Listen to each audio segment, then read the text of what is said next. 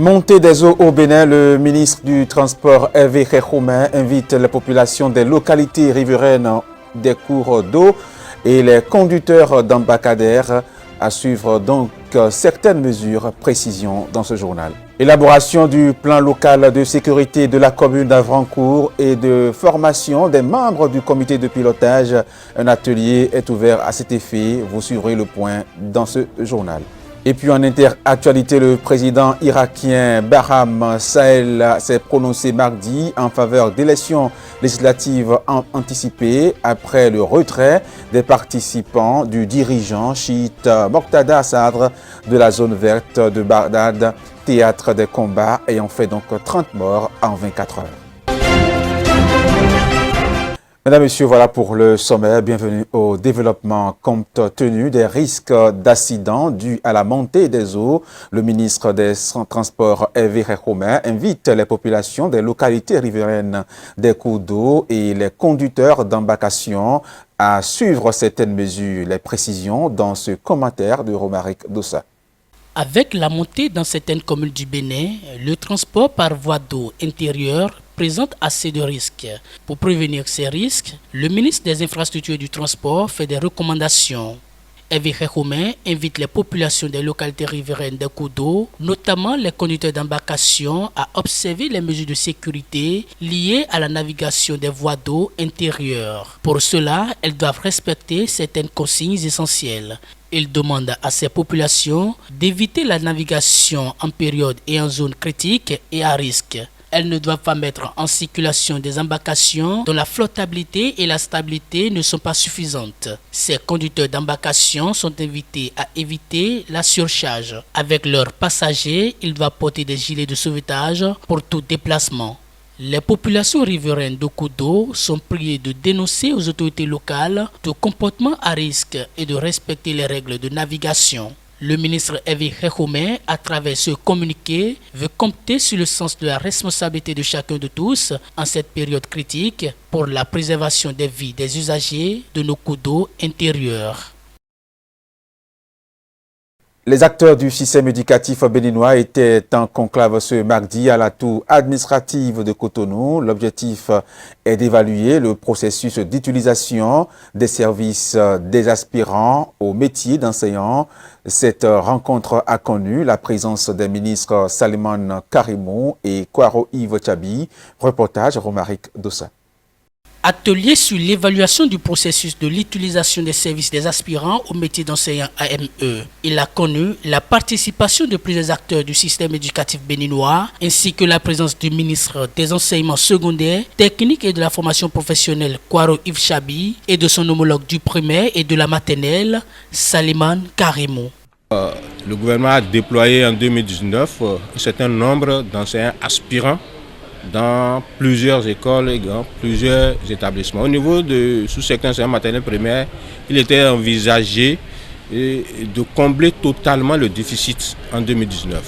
Et l'État a mis les moyens à disposition pour déployer 10 686 qui correspondaient au nombre de salles de classe sans enseignants. Et au niveau du secondaire, cela avait été également fait par matière selon les besoins des établissements. Mais au lendemain, on a constaté que tous ces enseignants n'avaient pas repris, notamment au niveau du sous-secteur enseignement maternel et primaire. Et les difficultés ont jalonné en 2 ans la mise en œuvre de ce programme. Le gouvernement a alors décidé de faire une évaluation à mi-parcours. Et dans ce cadre, une équipe a été mise en place pour procéder à l'évaluation au plan national, pour relever les forces et les faiblesses de ce programme et suggérer des approches de solutions. Alors le comité a travaillé et tout le temps depuis septembre 2021 et a relevé effectivement quelles sont les insuffisances, également quelles sont les avancées et notables en la matière. Il y a eu une séance de prévalidation dans un premier temps et aujourd'hui, au niveau de l'enseignement secondaire ici, nous sommes en train de procéder à la validation du rapport du comité qui a fait le travail. Comme acquis de ces assises, l'évaluation a permis de déterminer les facteurs positifs et les progrès réalisés tant sur le plan administratif que pédagogique. Nous avons procédé à la validation du rapport du comité. Alors, le rapport là va être transmis au gouvernement et le gouvernement prendra connaissance des recommandations du comité et prendra acte des recommandations du comité et verra dans quelle mesure les aspects perfectibles pourraient être améliorés, soit tout de suite avant la rentrée de septembre 2022 ou au cours de l'année scolaire 2022-2023. Il faut continuer avec le système des AME, apport de la Fédération des parents d'élèves présents à cette cérémonie de validation. Nous avons assisté ce matin au rapport de validation de cette question-là. Faut-il arrêter ou faut-il continuer? Nous, à la Fédération nationale des associations des parents d'élèves et étudiants du Bénin, nous avons une position claire et nette. Il faut continuer. Il faut continuer tout en améliorant ce qui est encore améliorable. Qu'est-ce que l'on veut en réalité? C'est vrai, le programme a sorti bon nombre de nos enfants, aujourd'hui enseignants, les a sortis de la précarité. C'est une réalité. C'est une réalité. Maintenant, lorsque nous sommes à cette étape-là, et la suite du processus, ça va se passer comment? Il faut continuer. Et nous, à la FENAPEB, nous plaidons pour que ces enseignants puissent bénéficier des 12 mois de salaire. Nous savons que le gouvernement progressivement ira là. Nous sommes conscients. Progressivement ira là. C'est pour cela que nous invitons nos frères, aujourd'hui qualifiés AME, d'être patients. La vie, elle est grande patience. Pour ces acteurs de l'éducation, les résultats issus de ce séminaire rassurent d'une rentrée scolaire 2022-2023 sans anicroche. L'atelier de lancement de l'élaboration du plan local de sécurité de la commune d'Avrancourt et de la formation des membres du comité de pilotage s'est tenu ce lundi. Initiative de l'agence béninoise de gestion intégrée des espaces frontaliers. Elle vient ainsi renforcer le travail des forces de l'ordre en mettant l'accent sur le rôle des populations, la lutte contre l'insécurité. Suivons ici le point de la rencontre dans ce reportage. Après Niki, Ketou et Bani Kouara, c'est au tour de la commune d'Avrancourt de bénéficier du plan local de sécurité. Une cérémonie organisée par l'agence béninoise de gestion intégrée des espaces frontaliers ABJF qui contribuera à renforcer la gouvernance de sécurité locale dans les espaces frontaliers de cette commune. Donc c'est un moment très important pour nous. Et c'est ce qui témoigne d'ailleurs de la présence de tous les cadres de la police républicaine exerçant sur le territoire de la commune d'Avrancourt et de l'ensemble des conseillers ici présents. L'unité spéciale de la police frontalière est installée depuis 2021 dans Sado. Et leur présence a permis alors de noter une sécurité totale dans la zone et une mutation de comportement au niveau de la population. Mais cette unité n'est pas encore dans les conditions qu'il faut. Le souhait pour la population de Sado et de l'unité spéciale, c'est de voir aussi en 2023 cette doléance de construction du commissariat de Sado à la manière, à la beauté que nous connaissons au commissariat de l'ABJF.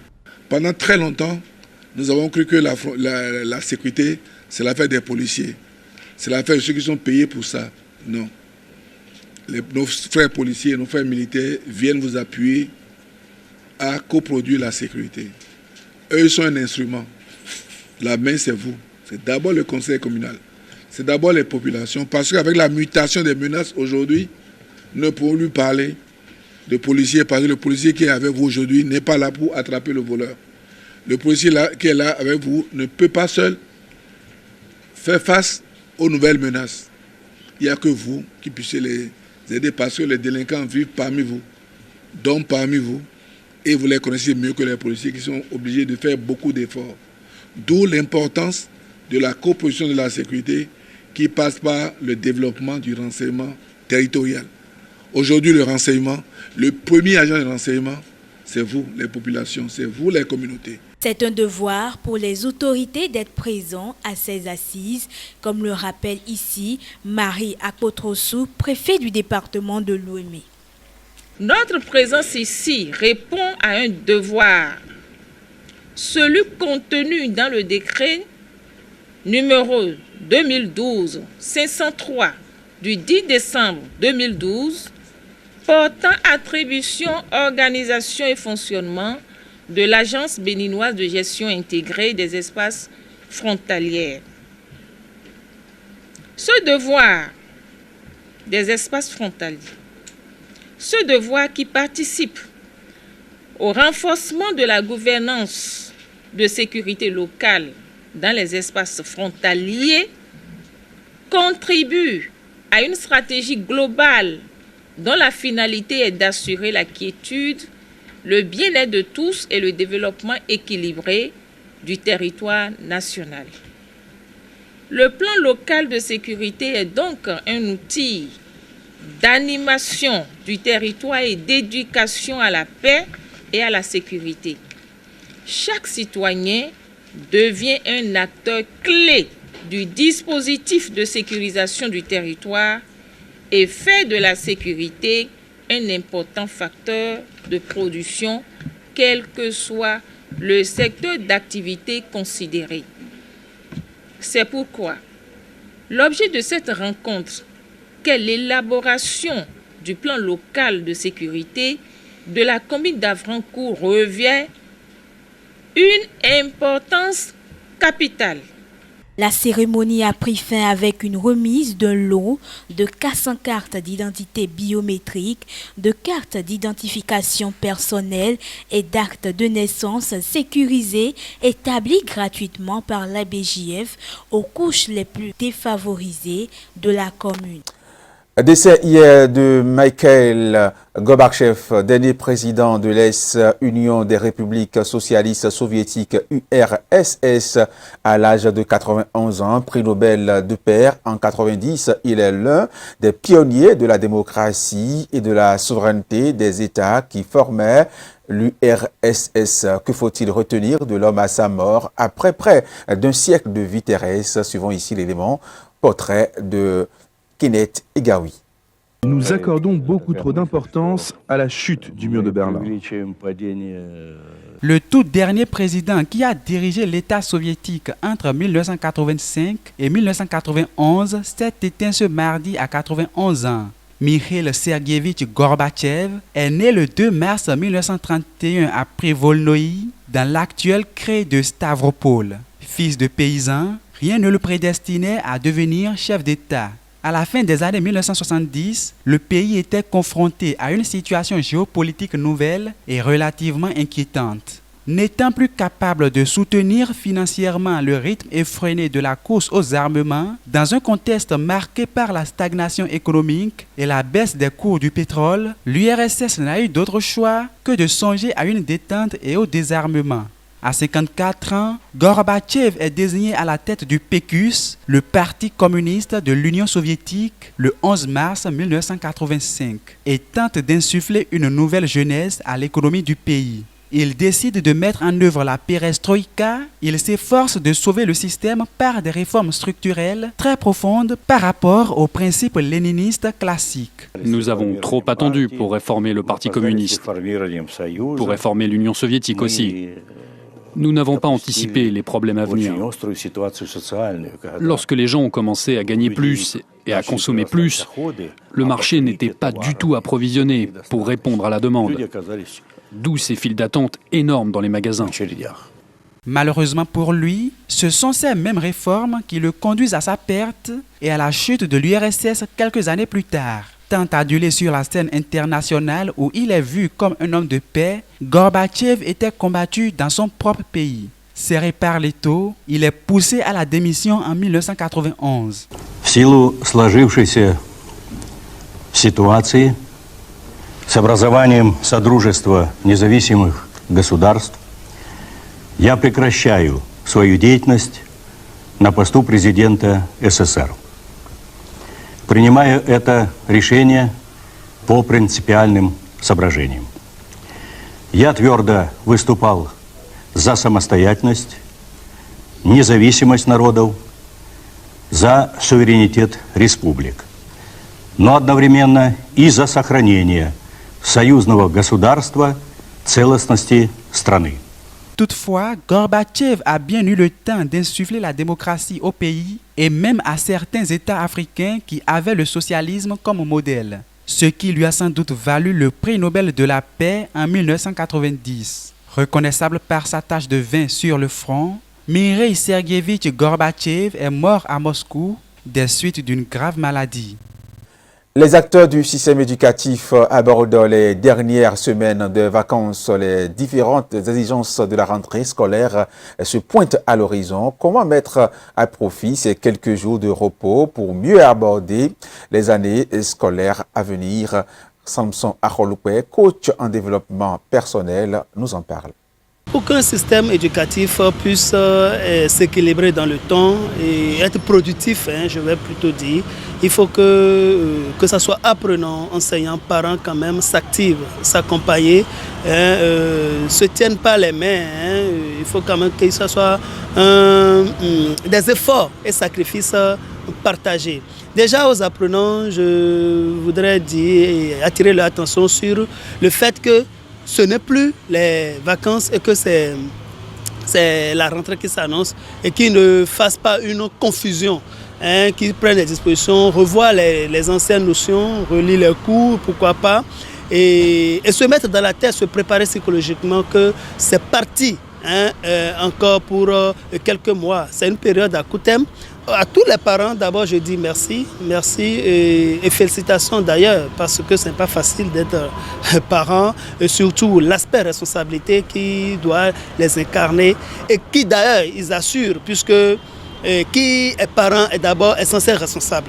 Une question au niveau de vie, quel parent n'aurait pas voulu acheter plus tôt les fournitures scolaires et payer même l'école pendant les vacances? Quel parent n'aurait pas voulu si il a les moyens? Vous voyez, on est dans un pays sous-développé et tout le monde n'a pas le même niveau de vie. Du coup, ce que moi je vais juste dire, c'est tout faire pour ne pas être surpris.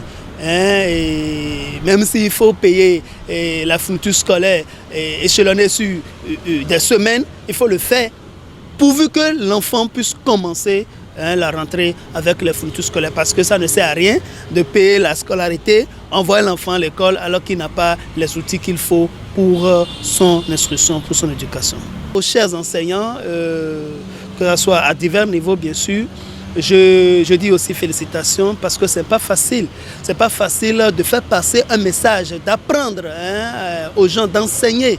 C'est pas chose facile, mais ils doivent savoir qu'on peut revoir le contenu du cours à tout moment. Et c'est ça qui fait qu'il y a une actualisation. Il faut actualiser les choses et être toujours au top, évoluer avec le temps. Revoir le contenu des cours, améliorer les choses, revoir les exercices, les applications qu'on donne de revoir, et surtout au littéraire de continuer par lire et que cela ne soit pas de l'imagination. Qu'on ne fasse pas plutôt de l'improvisation, qu'il faut se préparer, parce que pour toute chose, il faut de la préparation. Hors des frontières béninoises à présent, dans une déclaration unanime jeudi, alors que plusieurs ministres étaient présents, les membres du Conseil de sécurité ont pressé les parties libyennes à faire des progrès pour respecter l'échéance électorale de décembre 2022, encourageant. Ils veulent croire à de possibles avancées, mais leur position tranchait avec celle des principaux acteurs invités à les briefer à New York. Le constat de la situation en Libye est alarmant pour les Nations Unies. Après les affrontements entre les groupes armés rivaux qui ont eu lieu à Tripoli, la capitale, le Conseil de sécurité de l'ONU s'est réuni mardi pour débriefer de l'avancée du processus électoral, seule issue selon l'organisation internationale pour que la Libye accède à la paix. Je suis profondément préoccupée par le fait que l'impasse actuelle et les retards continus dans la mise en œuvre du processus électoral constituent une menace croissante pour la sécurité à Tripoli et dans ses environs et potentiellement pour tous les Libyens. Les Nations Unies n'ont cessé de souligner que la tenue d'élections reste le seul moyen de sortir de l'impasse actuelle. Malgré nos efforts continus, aucun progrès n'a été fait pour forger un consensus sur un cadre constitutionnel pour les élections. Le représentant permanent de la Libye auprès des Nations Unies a décrit la souffrance des Libyens qui pleurent la perte de membres de leur famille, souffrent du manque de médicaments ou encore de l'augmentation du prix du carburant. En ce qui nous concerne, il n'y a rien de positif à noter depuis notre dernier briefing du mois dernier. L'impasse politique, les tensions sécuritaires et militaires persistent. La souffrance du peuple libyen s'est accrue. Les affrontements du week-end dernier à Tripoli ont fait au moins 32 morts ainsi que des dégâts matériels considérables. Les anciens rebelles du Soudan du Sud rejoignent officiellement l'armée unifiée mardi. Des milliers de combattants, dont d'anciens rebelles des camps rivaux de guerre civile, ont été intégrés dans l'armée du pays lors d'une cérémonie de remise de diplôme. Reportage. Les anciens rebelles du Soudan du Sud rejoignent officiellement l'armée unifiée. Mardi, des milliers de combattants, dont d'anciens rebelles des camps rivaux de la guerre civile, ont été intégrés dans l'armée du pays lors d'une cérémonie de remise de diplôme. L'unification des forces loyales au président Salva Kiir et à son rival, le vice-président Riek Machar, était une condition essentielle de l'accord de paix de 2018. Le traité a mis fin au conflit de 5 ans dans lequel près de 400 000 personnes ont trouvé la mort. De tous les chapitres de l'accord, la graduation des forces unifiées en vertu du chapitre 2 a été le plus difficile et pourtant le plus important. Plus de 200 de vos camarades sont morts dans les 18 centres de formation. Certains sont morts à cause de la maladie et de l'absence de médicaments. D'autres sont morts de faim car la nourriture n'était pas disponible. La cérémonie a eu lieu quelques semaines après que les dirigeants du pays, nommés pour diriger un gouvernement de transition, ont annoncé qu'ils resteraient au pouvoir 2 ans après la date limite convenue, suscitant l'inquiétude de la communauté internationale. Une force de défense unifiée est l'une des expressions les plus visibles et les plus significatives de l'unité nationale, en particulier dans les sociétés sortant d'un conflit. Sa création symbolisera, en raison de son caractère inclusif et de sa représentation diversifiée, l'identité nationale du Soudan du Sud. La période de transition devait se conclure par des élections en décembre de cette année, mais le gouvernement n'a pas encore respecté les principales dispositions de l'accord de 2018. Le pays ne doit désormais organiser des élections qu'en décembre 2024. Le Comité international de la Croix-Rouge a déclaré lundi dans un communiqué à l'occasion de la Journée internationale des personnes disparues que plus de 25 000 mineurs sont toujours portés disparus dans toute l'Afrique. Selon les chiffres publiés, sur 64 000 cas de personnes disparues recensées sur le continent africain, 40% sont des enfants. Images et sons. À l'occasion de la Journée internationale des personnes disparues, un rapport du Comité international de la Croix-Rouge révèle que 25 000 mineurs sont portés disparus sur la totalité du continent. Ce chiffre représente 40% des 64 000 cas de personnes disparues en Afrique. Les causes de cette sombre réalité sont liées aux conflits armés, aux enfants traversant les frontières, le désert du Sahara et la Méditerranée.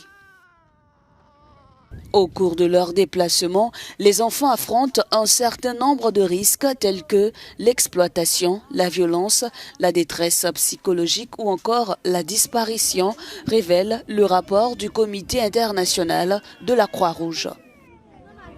En 2021, en partenariat avec les sociétés de la Croix-Rouge et du Croissant-Rouge, le CICR a permis de localiser et d'élucider le sort de 4200 personnes et a réuni 1200 familles dans toute l'Afrique. La mission de l'Agence internationale de l'énergie atomique aura accès jeudi à la centrale nucléaire de Zaporizhzhia occupée par les forces russes. Par ailleurs, alors que le russe Gazprom a annoncé la suspension des livraisons de gaz au groupe Engie, la France assure qu'elle s'était préparée à une telle situation. L'AIEA est en route vers Zaporizhzhia. Une délégation de l'Agence internationale de l'énergie atomique a quitté Kiev ce mercredi pour se rendre dans la plus grande centrale nucléaire d'Europe, tombée en mars aux mains des Russes. Un site hautement sensible, régulièrement visé par des bombardements dont Moscou et Kiev se rejettent la responsabilité. Nous avons une mission très importante à accomplir à Zaporizhzhia pour évaluer la situation réelle, pour aider à stabiliser la situation autant que nous le pouvons.